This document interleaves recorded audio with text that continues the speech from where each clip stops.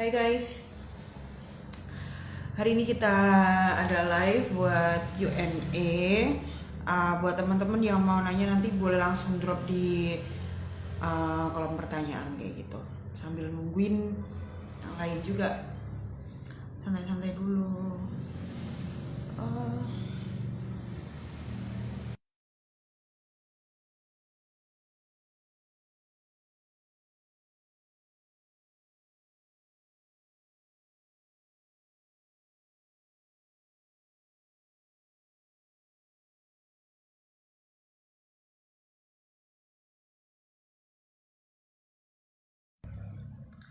Hai, ini ada Mas Oji, ada Mbak Femi juga. Kalau Mas Oji ini udah lulus dia kayak gitu. Ini ada Kanista. Hai Mbak Putri Dika. Ini boleh banget ya guys nanya-nanya hari ini nanya terserah. Yang penting tentang perkuliahan utamanya terkait jalur-jalur yang bakal kita hadapin besok bulan Januari kayak gitu.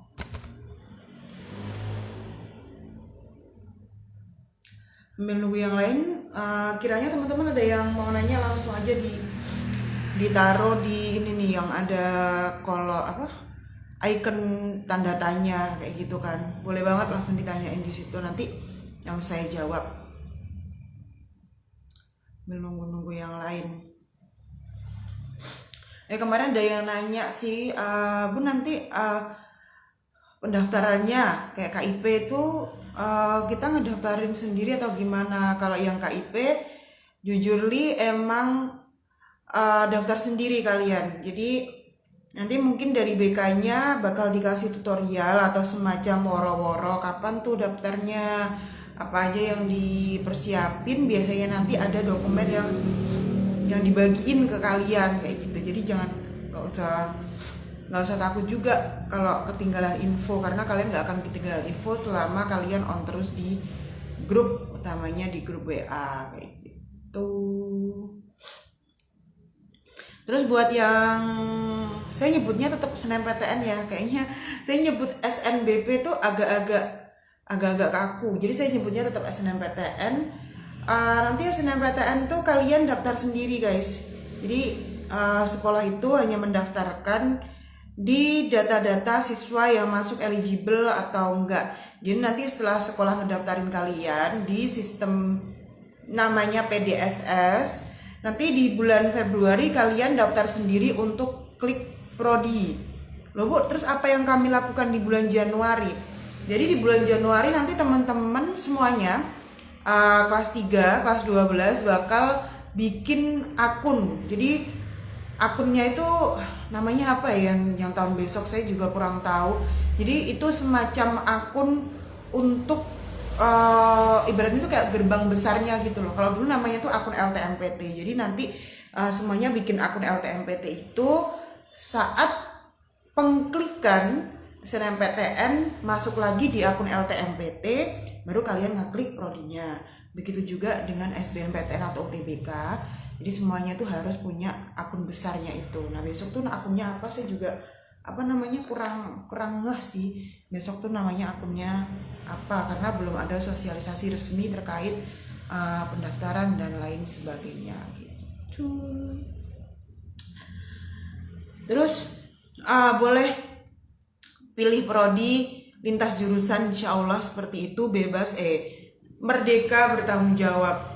Nah jadi teman-teman boleh tuh pilih prodi di luar jurusannya, tapi ya kita nanti tetap lihat-lihat dulu tuh ada nggak peraturan kampusnya. Dalam artian gini, mungkin ada beberapa kampus yang memberikan porsi, contoh kayak anak luar jurusan tuh bolehnya tuh segini di jurusan yang ini, ya, bisa jadi kayak gitu.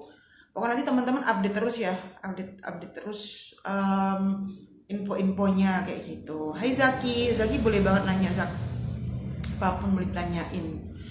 Yang penting berkaitan sama perkuliahan besok kayak gitu. Bu boleh pilih berapa prodi? Sekitar ya 2, tetap 2. Di Poltek boleh, di universitas biasa boleh. Aduh nih keringatan. Jadi nanti boleh di mix, kayak mungkin pilihan 1 D4, pilihan 2 S1 boleh, atau mungkin dibalik, atau mungkin dua-duanya mau milih S1 boleh, atau dua-duanya D4 juga boleh. Terkait pertanyaan nanti pilih kampus yang di luar provinsi itu kayak gimana. Jadi teman-teman nanti diperbolehkan untuk memilih kampus di luar provinsi. Tapi syaratnya adalah karena ada 2 kolom pilihan prodi, salah satunya itu harus milih di dalam provinsi. Contoh ya, kalian pengen pilihan 1 di Jogja. Nah, pilihan 2-nya tuh harus di Jawa Timur ya. Kalian entah milih UB, ITS, PPNS atau yang lain, pokok harus di mix. Jadi kalau kalian pengen pilih prodi di luar provinsi, pilihan yang satunya lagi itu harus di dalam provinsi kayak gitu. Hai Dim, hai Sila. Teman-teman boleh nanya apapun yang ingin ditanyakan kayak gitu ya.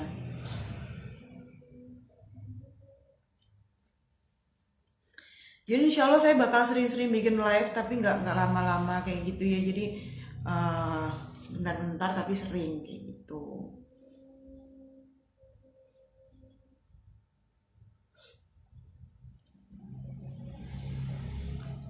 Oh ya, ada yang nanya kemarin waktu di Zoom ya kan, Bu emang benar ada kampus yang nggak mau dinomor 2-kan. Ini bukan perihal sakit hati sih, tapi perihal sistem kayak gitu. Jadi teman-teman nanti waktu ikut seleksi rapot diseleksi di pilihan satunya. Jadi ini bukan perkara siapa yang nggak mau dinomor 2-kan, tapi terkait sistemnya, terkait statistiknya, terkait algoritmanya gitu. Dan juga saya tegaskan lagi untuk SNMPTN besok atau SNBP itu ya, itu semua mapel nanti dihitung, semua mapel tuh dihitung buat penentuan eligible-mu. Nah, habis ini nih ya kan, nanti BK-mu nanti bakal ngitungin apa namanya, siapa yang masuk eligible, siapa yang enggak. Tentuannya 40% dari tiap jurusan. Ini cobaan lah. Cobaan dalam artian berusaha dengan waktu yang singkat ini teman-teman bisa untuk meningkatkan apa-apa yang kemarin yang kurang. Itu beneran semua mapel loh guys, dari agama atau mungkin muatan lokal juga ada, olahraga, seni budaya, PKWU dan everything. Kemungkinan besar yang dihitung cuma pengetahuannya aja kayak gitu. Tapi ya entah besok ya di Desember akhir atau Januari awal nanti bakal ada bimbingan teknis atau sosialisasi terkait pengisian PDSS. Apa sih PDSS? PDSS itu pangkalan data siswa dan sekolah. Jadi nanti BKmu yang baru bakal ngisiin data-data teman-teman yang masuk eligible tuh di situ. Jadi teman-teman yang masuk pemeringkatan yang bisa ikut SNMPTN atau SNBP itu bakal dimasukin di situ kayak gitu. Boleh nanya banget nih ya teman-teman. Dia siapa ya? Zaki. Boleh. Silakan ditanyakan teman-teman yang mau bertanya ya. Nah, Iman Muhammad juga. Hai Mas Iman. Oh ya, tadi ada pertanyaan nih di sekolah ya kan. Tadi tuh hari terakhir saya di sekolah. Hahaha. Jadi apa namanya? Ada yang nanya bahwasannya Bu Poltekkes tuh masuk SNBP Mbak? Enggak. Jadi Poltekkes tuh enggak masuk di SNBP. Yang masuk tuh adalah Politeknik Negeri. Ya, Politeknik Kesehatan enggak masuk. Bu, apa yang perlu diperhatikan dalam memilih prodi dan Bu, apa yang perlu diperhatikan dalam memilih prodi dan mengapa kita harus memilih prodi sesuai dengan bakat minat kita? Oke, yang perlu diperhatikan dalam memilih prodi adalah 1, ya. Minatmu tuh di mana sih? Karena kecenderungan minat itu benar-benar berpengaruh dalam proses belajar kalian di perkuliahan.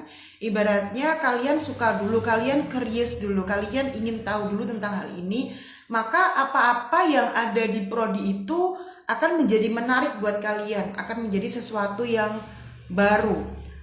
Karena kalau kita terpaksa, kalau kita itu sebenarnya nggak minat di prodi itu, kita cuma ngikutin kata orang, atau mungkin kita cuma terbayang-bayang dengan jaminan-jaminan yang dikatakan oleh orang lain tanpa kita menyenangi atau berminat, itu bakalan jadi bencana besar.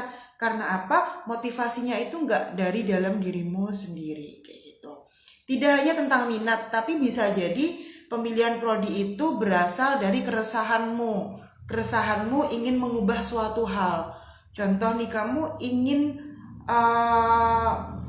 masuk nih di prodi mungkin berkaitan dengan ilmu politik, karena mungkin kamu tidak puas dengan desain politik yang ada di sebuah negara, ya it's okay, karena itu akan menjadi sebuah motivasi kayak gitu. Dan motivasi itu kalau berasal dari dalam diri itu bakal lebih lama bertahannya kayak gitu.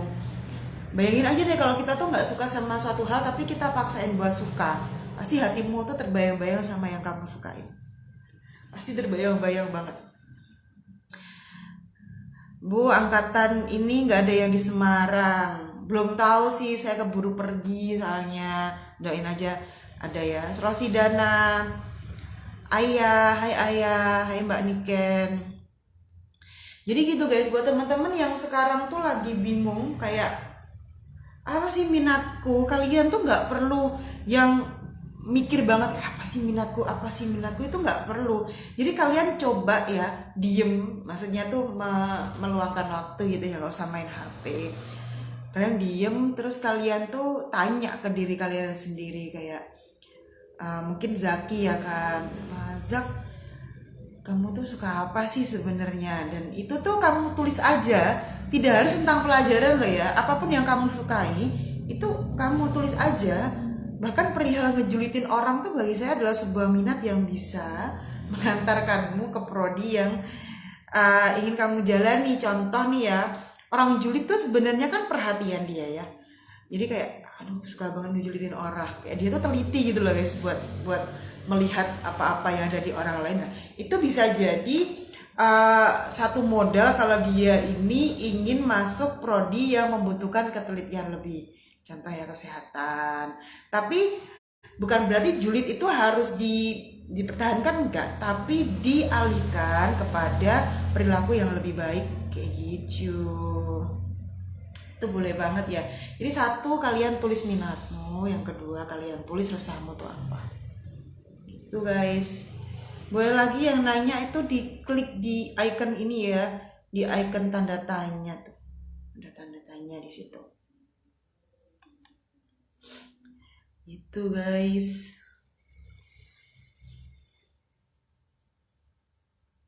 Buat yang live yang belum tahu ya, mulai hari ini, per hari ini saya udah nggak lagi di Semaneka. Jadi nanti segala hal yang berkaitan dengan konsultasi kalian bisa langsung aja datang ke BK. Kalian bisa langsung aja datang ke BK. Saya belum tahu siapa yang gantiin saya juga, saya nggak tahu kayak gitu. Jadi kalian langsung aja cus ke BK. Kalau urusan live saya akan usahakan sering mungkin live tapi bentar-bentar kayak gitu ya. Apalagi ada yang nanyain lagi nggak?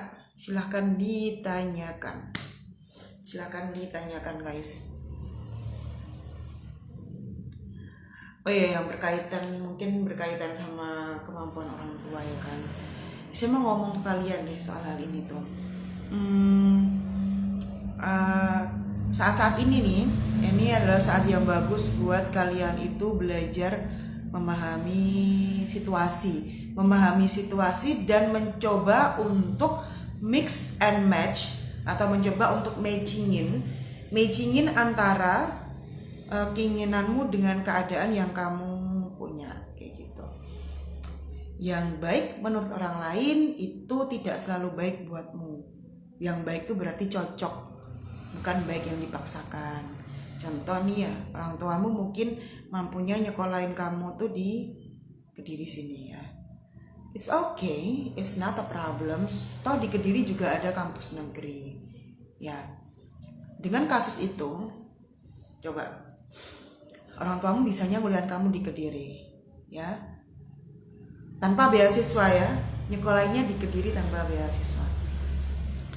Kamu boleh pilih yang ada di Kediri sini. Ya udah, aku pilih aja yang di Kediri gitu kan. Tapi please, kamu harus tahu resikonya adalah kamu akan punya rasa iri sama temenmu yang ada di luar kota. Dalam artian gini, kamu cobalah untuk menerima bahwasannya ya memang mampunya orang tuaku nyekolahin di Kediri kayak gitu. Atau mungkin orang tuamu mengizinkan. Contoh, kamu bisa kamu boleh kuliah di luar kota, tapi kamu harus dapat beasiswa atau kamu kerja tambahan. Nah, kalau kamu memang benar-benar ingin di luar kota ya ambil aja tawaran itu, nggak usah kebanyakan protes. Karena gini guys, semakin kamu nanti protes, semakin kamu tuh meratapi hidupmu, kenapa sih kok aku tuh nggak bisa kayak anak lain, kenapa sih harus gini, kamu tuh nggak akan pernah nemuin jawaban dan tidak akan pernah membuat keputusan. Jadi coba, ini adalah saat yang bagus ya, pendewasaan diri. Kamu cobaan untuk tahu ya dan menerima resiko. Toh resiko itu saat kamu jalani dan kamu jadikan sebuah tantangan, itu tidak sesulit yang kamu bayangin kayak gitu loh. Jadi nggak usah kamu paksain kayak aduh nih bapak atau ibu harus nyekolahin aku di luar kota, tapi aku nggak mau kerja soalnya temenku ini bisa kayak gini. Kita nggak bisa memaksakan itu gitu loh. Kita harus tahu, bukan berarti kita merendahkan diri, enggak, tapi kita mencoba buat realistis ya, tahu dan terima resiko. Contoh lagi, tahu dan terima resiko ini adalah suatu hal yang agak sulit dipelajari oleh anak-anak zaman sekarang. Contoh nih, kamu pengen banget masuk prodi di kampus yang super hype atau mungkin di kampus yang keren. Nah, kamu harus tahu resiko bahwasannya ada kemungkinan kamu tuh nggak diterima di situ di jalur rapot ya, dan ada kemungkinan lain kamu harus ikut jalur tes. Ya udah, terima aja, nggak usah kebanyakan kita tuh cemas, aduh nanti kalau aku nggak keterima di jalur rapot kayak gimana loh. Itu bukan tupoksimu buat mikir gitu loh guys. Coba kamu tuh tahu dan terima resiko, nanti hidupmu tuh bakal lebih enak aja gitu loh. Ya udah, kalau emang prodi itu sulit, kalau emang kampusnya itu bagus dan kamu itu rawan di jalur rapot, ya kamu coba jalur rapot gak apa-apa dan persiapkan dirimu buat jalur tes. Gak usah kebanyakan takut, gak usah kebanyakan aduh apa sih, nanti kamu tuh jadi orang yang gak bahagia kayak gitu loh. Jadi coba aja kamu tuh belajar buat mix and match keadaan sama keinginanmu. Nanti bakal lebih mudah kayak gitu loh, bakal lebih mudah dalam menjalani beberapa hal gitu. Jadi yang baik itu tidak harus sama dengan orang lain kok. Kalian akan menjadi baik kalau itu sesuai dengan keadaan, kalau itu sesuai dengan apa-apa yang ada di keluarga dan di diri kamu gitu. Ini apa sih Andreas? Minta bergabung buat siaran langsung. Oh my god, ini lagi serius loh ya. Nggak usah, nggak saya set. Lagi serius. Ini bukan main-main. Yang lain boleh banget nanya. Yang lain boleh banget nanya.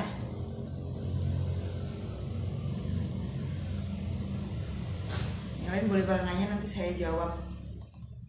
Gitu.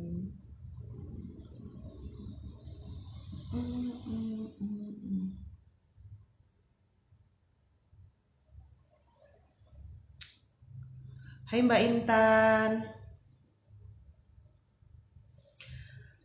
Apalagi ya pesan-pesan saya buat teman-teman saat milih prodi ini.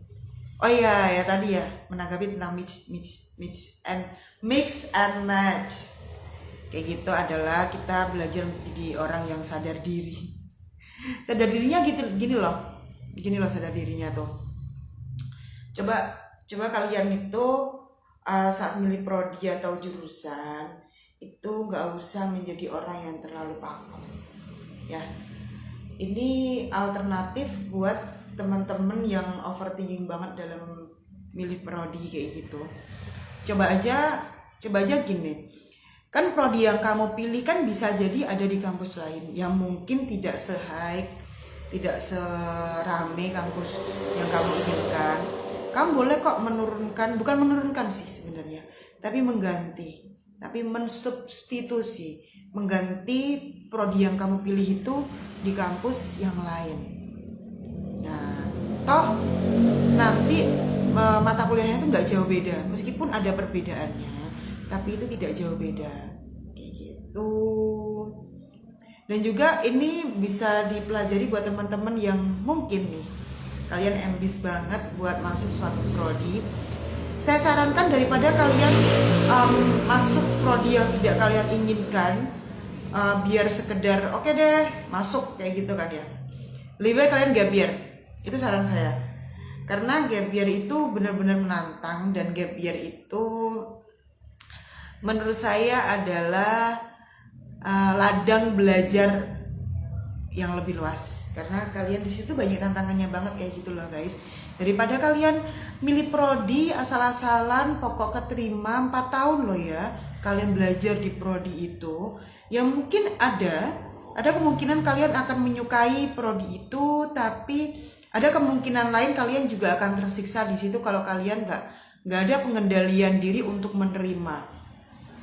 Jadi persiapin aja dari sekarang apa sih yang kalian mau, atau mungkin nanti setelah lulus SMA kalian bakal ngapain. Itu lebih baik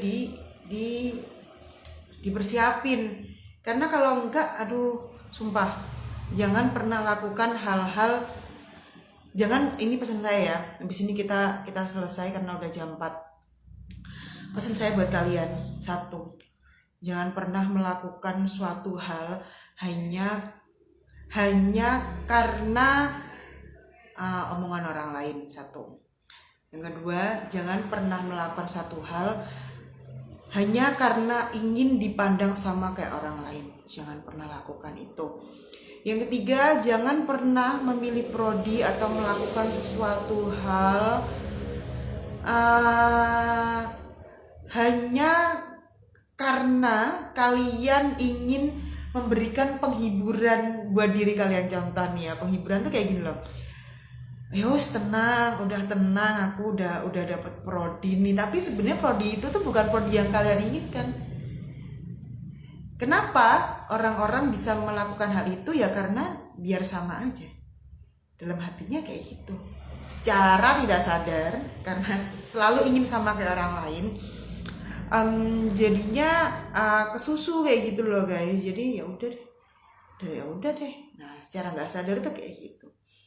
Jadi ini nih, masa-masa memilih prodi ini bakalan bener-bener menggodok mentalmu banget kayak gitu loh guys. Jadi buat kalian tetap semangat, dan kalian insya Allah bisa kok, bisa kayak gitu.